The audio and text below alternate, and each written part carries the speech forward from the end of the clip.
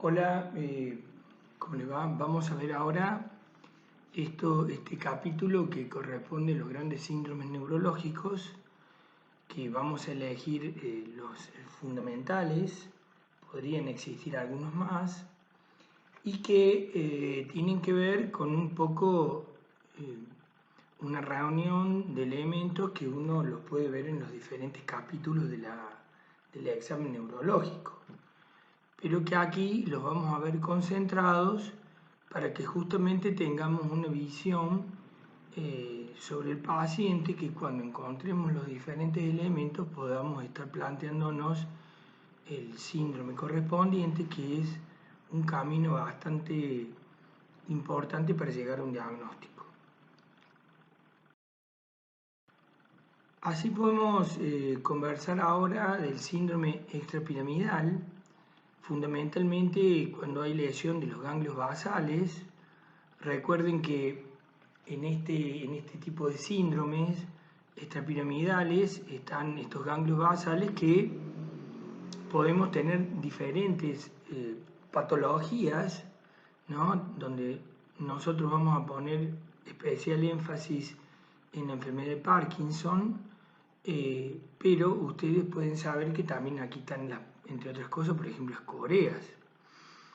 Estos síndromes que tienen que ver un poco con la visión de este área neurológica que tiene que ver con el movimiento, con el tono y con la postura, y que interviene en el control voluntario y del tono muscular, y que participa también de movimientos automáticos, o sea que no están relacionados a la voluntad, u otros asociados, como por ejemplo cuando uno camina normalmente, el braceo que uno lleva a cabo es un movimiento asociado, que uno no lo tiene en cuenta, pero que está asociado al movimiento de la voluntad, o sea, caminar. Y por ejemplo en el Parkinson el braceo está francamente disminuido y a veces no se realiza, lo cual llama la atención en la marcha del parkinsoniano. Entonces, como dije, acá vamos a ver fundamentalmente lo relacionado a la rigidez parkinsoniana, que como lo pueden ver ustedes, entonces el paciente tiene rigidez, está como embarado. Recuerden que ya lo hemos visto a esto en la fase del parkinsoniano y en la actitud del parkinsoniano y en la marcha que puede tener el mismo. El sujeto puede tener lo que se denomina el temblor de reposo o en cuentamonedas. ¿Y por qué se llama temblor de reposo? Precisamente porque el sujeto lo tiene, el temblor, en el momento en que está quieto. Si quiere el parkinsoniano, en este caso, llevar a cabo tomar, por ejemplo, con la mano algo, el temblor cesa. O sea que es un temblor de reposo. A diferencia, desde ya lo adelanto, con el del cerebeloso, que es un temblor de movimiento, que se exagera en el cerebeloso cuando uno va a hacer un movimiento. Entonces, volviendo para este síndrome, tenemos rigidez, temblor de reposo. El sujeto tiene una alteración, generalmente una amimia, ya lo hemos visto en su fase, y tiene generalmente movimientos lentos. Está muy lentificado en sus movimientos. Por supuesto, como yo lo puedo haber dicho en otros momentos, todo será proporcional a la gravedad de la enfermedad que tenga el sujeto, desde ya. Entonces, el sujeto tiene esos movimientos lentos que se llaman bradicinesia. Cinesia es muy difícil que no tenga ningún tipo de movilización. Y la actitud típica embarada del parkinsoniano, la marcha, que ya la hemos visto, este sujeto puede tener una tendencia a la depresión, y esto es importante hacerlo conocer porque muchas veces estos sujetos son confundidos con cuadros depresivos, cuando en realidad lo que está teniendo ya es un cuadro de característica de Parkinson. Recuerden que al examen físico cuando ustedes van a detectar esa rigidez, esto se puede expresar con el signo de la rueda dentada de negro, que es cuando yo tomo, ya lo vamos a ver en la parte práctica, cuando yo tomo el brazo del sujeto y el antebrazo, yo quiero producir una movilización pasiva de ese miembro, en este caso el brazo con el antebrazo. Cuando quiero movilizarlo, siento que en la zona del codo se producen detenimientos como si hubiera una cremallera, como si hubiera detenimientos progresivos, que es lo que se denomina signo de la rueda dentada. Y por último, el sujeto puede tener también micrografía derivado de estas alteraciones tono-posturales, en donde el sujeto ha cambiado su letra haciéndose, como lo dice allí, una pequeña letra, o una pequeña grafía.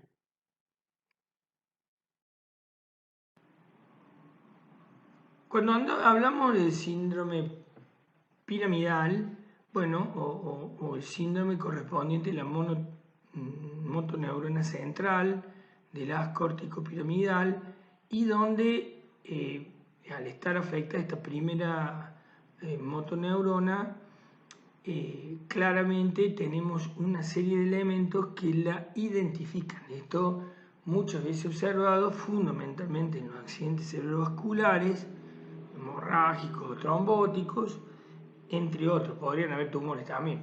Pero fundamentalmente aquí lo que tenemos es hipertonía.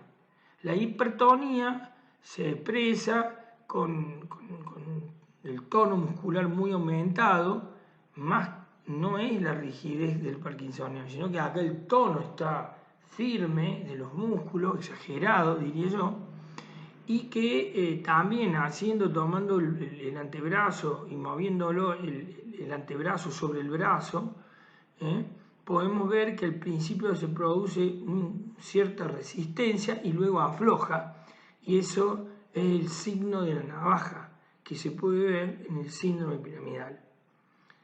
Además, el sujeto tiene hiperreflexia profunda, o sea, cuando tomamos los reflejos del miembro superior, del miembro inferior, fundamentalmente están realmente muy expresivos, y por lo tanto decimos que tiene hiperreflexia. Seguramente es muy fácil al hacer la comparación entre un miembro y el otro miembro, o sea, perdón, de un lado y del otro, ¿no? Recuerden que este sujeto va a tener seguramente una hemiplegia, que cuando en algunos casos puede corresponder a ser facio-brachiocrural o ser solo brachiocrural, o sea, brazo y pierna. El sujeto tiene además signo de Babinski o digamos el reflejo plantar, que lo tiene exagerado en hiperextensión. Recuerden que cuando usted tiene el signo plantar, el reflejo plantar, ustedes pasan un borde romo por la parte externa de la planta del pie, y normalmente tenemos que los dedos del pie se flexionan. Cuando en cambio se extienden el primer dedo y el resto de los dedos se abanica, o sea, se distienden, se separan, y fundamentalmente tienen tendencia a la hiperextensión, entonces allí hablamos de signo de Babinski, que es un signo típico del síndrome piramidal. Clonus, de mano, de rodilla y de pie. Esto es un reflejo también motor de respuesta patológica, donde al excitar, y ya lo vamos a ver en momentos del examen físico, tanto la mano, la rodilla como el pie, al hacer un tipo de excitación de eso, se mantiene permanente el movimiento, ya sea de la mano, ya sea de la rótula, ya sea del pie, y la presencia de eso se dice que es clonus. El sujeto tiene en el síndrome piramidal arreflexia cutánea, fundamentalmente en los reflejos se toman superficiales, por ejemplo abdominales, y como dije, puede tener una parálisis o al comienzo una paresia. Paresia significa que no está del todo pléjico, no está del todo rígido, no está del todo sin movimiento. Ahora, cuando ya hay parálisis, ya hay falta de movimiento. Obvio que si esto se mantiene sostenido en el tiempo, lleva a una hipotrofia muscular, porque bueno, la falta de movilización se lleva a la falta digamos, de trofismo muscular. Cuando vamos a tratar el tema del cerebelo es muy importante porque sabemos que el cerebelo es fundamentalmente un órgano de coordinación y de equilibrio. Así, digamos, en forma general, diríamos, esa es la función, entre otras cosas, primordial, digamos, de las diferentes áreas del cerebelo. Coordinación y equilibrio. En este sentido, uno va a ver alteraciones en el síndrome cerebeloso, que es en el tono postural, en los movimientos y en el equilibrio. Así, lo que vamos a tener en cuenta acá es que el sujeto tiene una gran inestabilidad en la estación de pie. O sea, si nosotros hacemos hacer la maniobra de taxia estática, que es que el sujeto se mantenga de pie en posición de firmes, este sujeto tiene movilización, pero no se cae. El síndrome cerebeloso no se cae, a diferencia de digamos, de los cuadros de vestibulares, que el sujeto tiene tendencia a caer hacia el lado afectado, o en los síndromes cordonales posteriores, que por ejemplo se pueden dar en las lesiones del TAVES, en donde el sujeto tiene tendencia a caerse para cualquier lado. Recuerden que cuando yo hago poner al sujeto en posición de firmes, le hago cerrar los ojos y el sujeto se cae, eso se llama maniobra de Romberg, o signo de Romberg positivo. En realidad una maniobra neurológica, hacerle hacer esto al sujeto, pero digamos el signo de Romberg. Entonces, resumiendo, el sujeto tiene inestabilidad, el cerebeloso, pero no tiene signo de Romberg. El signo de Romberg aparece en los síndromes cordonales posteriores o en los síndromes vestibulares. Tiene una marcha típica que le hemos visto en las marchas también, que es totalmente incoordinada debido a su lesión cerebelosa, que cuando el sujeto tiene una lesión severa tiene lo que se denomina la marcha del ebrio, porque es una marcha disbásica y totalmente irregular. Predomina la hipotonía muscular y por eso, y también los reflejos pendulares. Esto significa que cuando yo le palpo las masas musculares, el sujeto tiene blanda, las masas musculares, tiene hipotonía, y el reflejo pendular significa que el arco reflejo que nosotros normalmente tenemos, que hace que si yo al sujeto le digo que le voy a levantar el brazo hacia adelante y se lo suelto, vamos a ver que el brazo va a tener un movimiento, pero que tiende a autolimitarse. En el síndrome cerebeloso se mantiene porque se ha alterado el arco reflejo, entre otras cosas, el reflejo miotático. Entonces, aquí tenemos una hipotonía muscular y estos reflejos pendulares. Por último, también si vamos examinando, el sujeto tiene dismetría. Por eso ya hemos dicho, este sujeto tiene un temblor de movimiento que hace que cuando el sujeto está quieto y le dice, por favor, tome el vaso, tome esta virome, yo se la estoy poniendo al frente, descompone el movimiento, o sea, no puede tomarlo fácilmente, incluso a veces no puede. Eso es porque tiene dismetría. Eso lo puedo verificar con una maniobra que se hace en el examen de la ataxia, que es el índice nariz, llevar el índice a la nariz y vemos que el sujeto no lo puede hacer, o el talón, llevarlo a la rodilla contraria, que tampoco puede hacerlo. Si yo le hago escribir y le digo por favor llegue hasta este punto, generalmente ese punto no lo puede respetar y se pasa. Y ahí el vaso significa que no puede tomar el vaso, agarre este vaso. Entonces tiene dismetría. También en el síndrome cerebeloso el sujeto puede tener lo que se denomina adiadococinesia. Esta adiadococinesia significa que si yo al sujeto le hago hacer movimientos de oposición, por ejemplo, le hago extender los brazos y que haga movimientos con las manos, como si fuera, ¿vio cuando a los bebés le hacemos hacer qué linda manito? Que le hacemos mover las manos para un lado y para el otro. Bueno, acá este sujeto no puede hacer esto, el que tiene síndrome cerebeloso, y al movimiento lo descompone, porque está alterado obviamente el cerebelo. Ya dije lo que es el temblor del cerebeloso.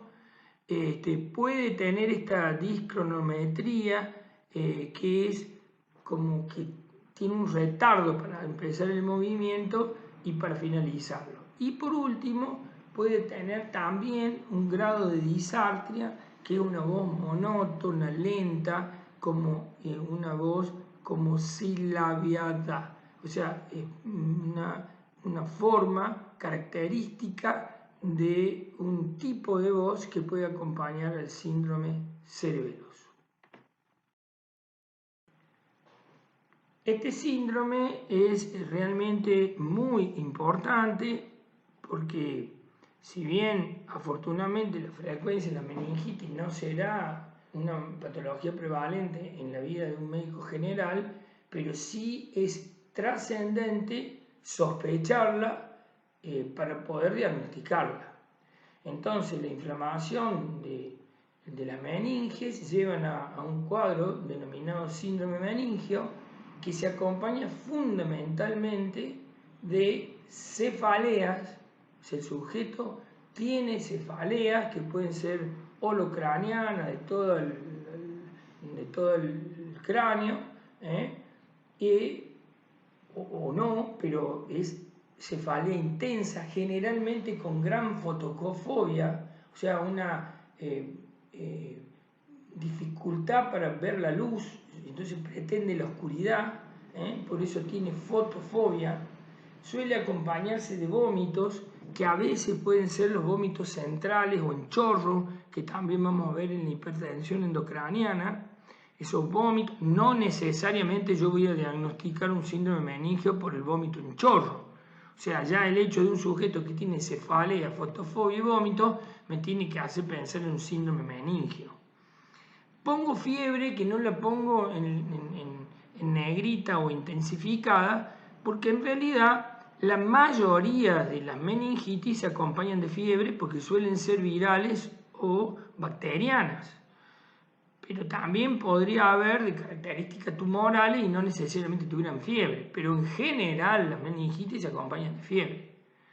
El sujeto tiene hiperestesia cutánea debido a toda esta irritación meningia, lo que hace que si yo le toco en diferentes lados de la piel o a un leve pellizco, el sujeto tiene una gran molestia e incluso dolor.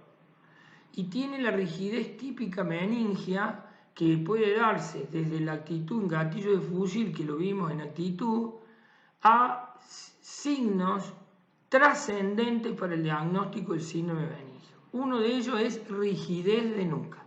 Colocando una de mis manos, la mano menos hábil, en el pecho y la otra en la parte posterior de la cabeza, al querer elevar la cabeza me dificulta fuertemente porque están contracturados los músculos vertebrales y eso se llama rigidez de nuca.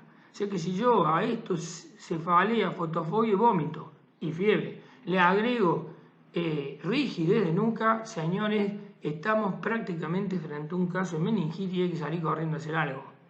Puede tener lo que se denomina el signo de Brudzinski, que es si yo pongo mi mano hábil por la parte de la cabeza, en la parte de la nuca, y mi otra mano, por ejemplo, en las piernas, yo al levantar la cabeza, las piernas tienen tendencia a flexionarse por la misma rigidez.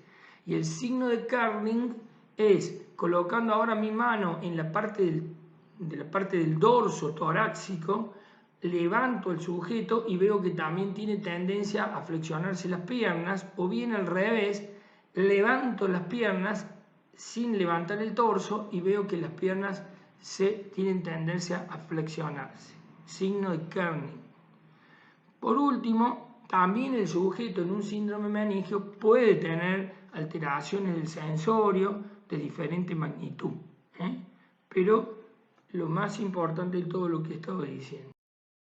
Obviamente, uno tiene que conocer estas cuestiones referidas al líquido cefalorraquídeo. También recuerden que el líquido cefalorraquídeo es un elemento muy importante para ser estudiado en el momento que yo tengo un diagnóstico presuntivo de meningitis, que tiene toda una técnica que excede a esta charla, pero que sí es importante conocer los valores normales del líquido cefalorraquídeo, con una presión de salida que esté de 10 a 20 centímetros de agua. Recuerden que es color cristal, o el aspecto es cristal de roca, es cristalino. A veces el hecho de que yo ya descubra un líquido, por ejemplo, xantocrómico, que puede corresponder a un sangrado más viejo, o sangre, si es que descarto que ha sido de la propia punción, bueno, me puede estar hablando de hemorragia o de tumor. La célula no debe haber más de 5 hematíes por mililitro de líquido por mililitro de cefalorraquídeo. Y las células no deben ser más de 5 y nada más que linfocitos.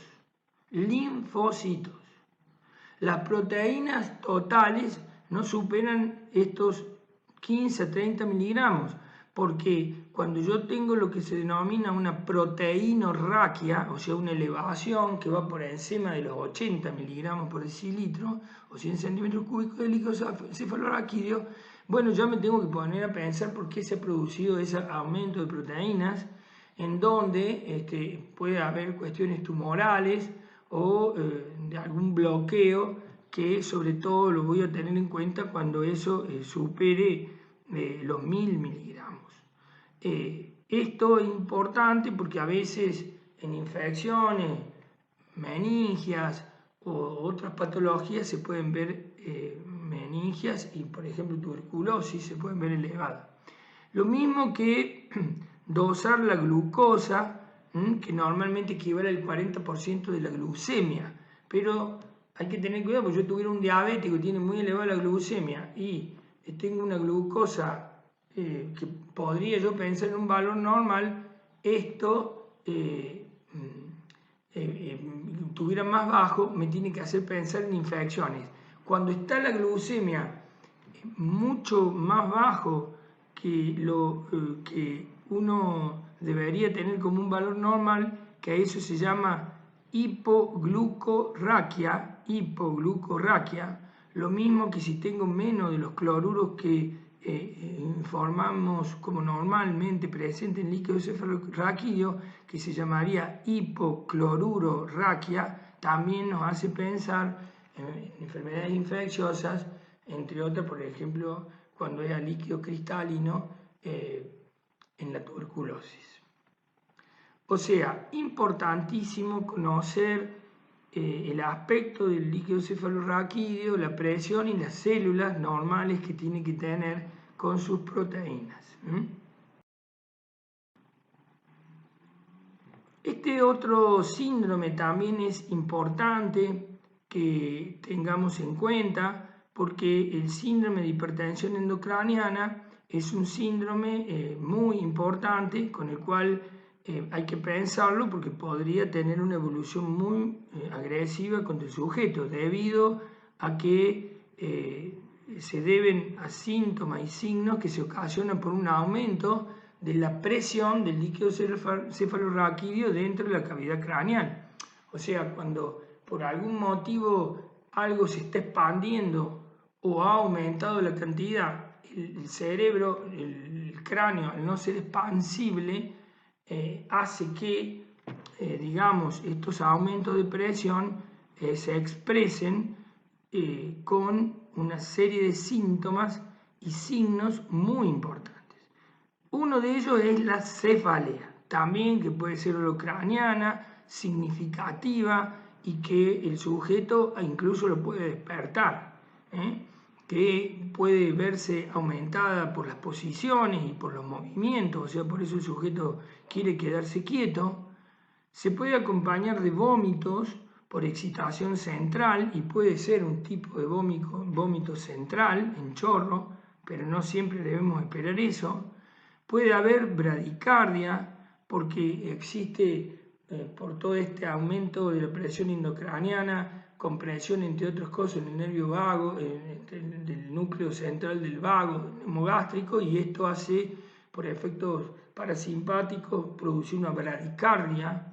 Hay sensación de inestabilidad, el sujeto puede tener tendencia a caerse, puede haber visión doble por compromiso en el quiasma, puede haber edema de papila, que prácticamente con ello yo diagnostico la hipertensión endocraniana, y si el sujeto lleva un tiempo ya de esta presión, puede haber trastornos psíquicos, crisis convulsivas y hipotensión arterial también dentro del compromiso que da, digamos, entre otras cosas, simpáticos y parasimpáticos. Entonces, síndrome de hipertensión endocraniana, que como vemos aquí es importante, esto sería una papila normal, y acá está totalmente borrada la papila, no se ven los vasos, y este edema de papila es ya diagnóstico de hipertensión endocraniana. Importante tener en cuenta. Bueno, si bien he dicho que estamos diciendo los síndromes quizás más frecuentes para que ustedes conozcan, importante un síndrome neuronal periférico de una polineuritis. O sea, recuerden que las polineuritis en nuestro medio más frecuentes son derivadas de la diabetes, ¿no? Y quizás otra causa que tengamos que tener en cuenta sea el alcoholismo. Hay muchas más, un urémico, hay muchas causas más de toxicidad, pero recordemos esto. El sujeto tiene una marcha alterada, recuerde la marcha escarbante, ¿no? Típicamente de la polineuritis, por compromiso de los músculos peroneos, donde el sujeto levanta mucho el pie en forma de punta y lo hace caer, levanta el pie, no puede levantar la punta, y por eso cuando cae en el paso lo hace primeramente con la punta, por eso una marcha escarbante, típicamente de la polineuritis, donde puede haber trastornos tróficos de la piel, de la fanera, puede haber ulceraciones y trastornos musculares derivados de que ya empieza a hacer una mala inervación sobre todo en botas y en guantes, o sea, de los miembros inferiores, la parte, digamos, las piernas, manos y brazos. Entonces, este sujeto tiene un déficit de motilidad activa y de fuerza muscular por el compromiso neurológico. Seguramente cuando examino reflejos hay a esos niveles hiporreflexia, puede haber arreflexia, pero seguro poca respuesta de los reflejos profundos. Y como dije acá, trastornos sensitivos en bota y en guante. El sujeto va a referir que tiene parestesias, hormigueos en estas zonas. Podría acompañarse de algunas alteraciones del sistema neurovegetativo, pero me gustaría recordemos estos puntos.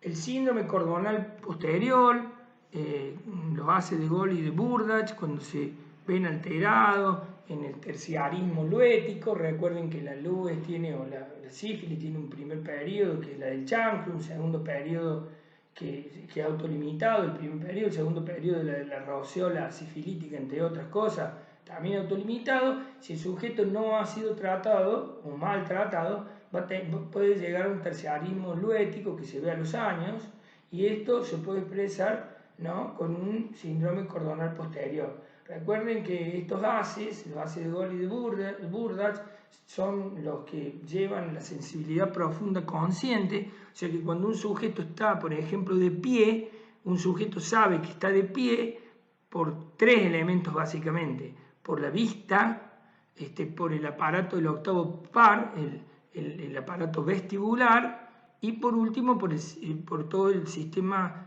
digamos, cordonal posterior. Cuando efectivamente la sífilis lesiona este sistema, ¿qué ocurre? El sujeto se mantiene de pie gracias a los ojos y al octavo par, o sea, al oído, al área vestibular. Eso hace que si yo al sujeto le hago cerrar los ojos en posición de firme, este sujeto que ya no tiene funcionando bien la vía cordonal posterior, ni le estoy haciendo cerrar los ojos, solamente le queda el área vestibular y por lo tanto este sujeto se cae. Ese es el signo de Romberg, que ya lo he mencionado antes y lo vuelvo a repetir ahora. Signo de Romberg. El signo de Romberg en el síndrome cordonal posterior, el sujeto entonces tiene tendencia a caerse a cualquier lado. En cambio, en el síndrome vestibular tiene tendencia a caer del lado del área vestibular afectado. Este sujeto, a su vez, tiene ataxia, ¿no? Recuerden que puede tener una disbasia, ¿no?, con esa marcha taloneante, que es una marcha amplia, que tiene tendencia a levantar y fundamentalmente cae primero con el talón. Tiene esa dificultad a veces para marchar, y tiene el sujeto una reflexia rotuliana y aquiliana. Bueno, también hay conservación termoalgésica y alteración táctil epicrítico desde el punto de vista de la sensibilidad, y puede haber trastornos a la vibración. Me gustaría recordar en esto fundamentalmente esta marcha con la presencia de un signo de Romberg. El síndrome vestibular es cuando está afectado entonces el octavo par en su área vestibular. El sujeto va a tener vértigos, o sea, la sensación de que las cosas le dan vuelta o que él da vuelta y no se puede mantener de pie. A veces ni siquiera cuando está acostado puede conseguirlo. Entonces el paciente tiene vértigo, tiene nistagmos al examen ocular.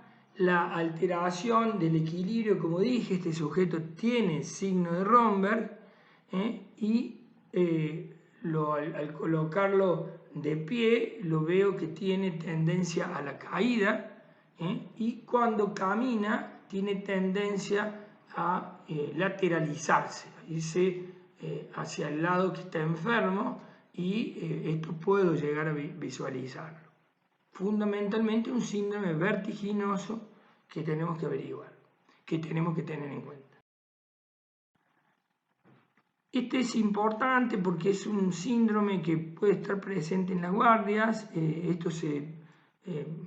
Podemos hacer todo un análisis de esto mucho más profundo, pero básicamente, para tenerlo en cuenta, yo hablo de un cuadro confusional, que quizá uno de los más importantes sería un sujeto que tiene, por ejemplo, un alcoholista, o algún sujeto que tiene algún trastorno psiquiátrico, pero puede tener, digamos, también encefalitis, te pueden dar cuadros confusionales, pero digamos, básicamente el sujeto tiene una dispersión de la atención, o sea, está alterado en su memoria reciente, en su grado de atención, puede tener tendencia al sueño, puede tener tendencia a estar permanentemente, pasar de excitación a quedarse más tranquilo, o sea, hay una gran dispersión de la atención.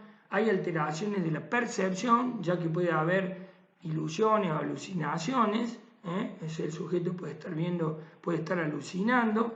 Hay perturbaciones de la memoria, o sea, si yo le hago pruebas de la memoria, no se acuerda de las cosas, por más que se le acabo de decir.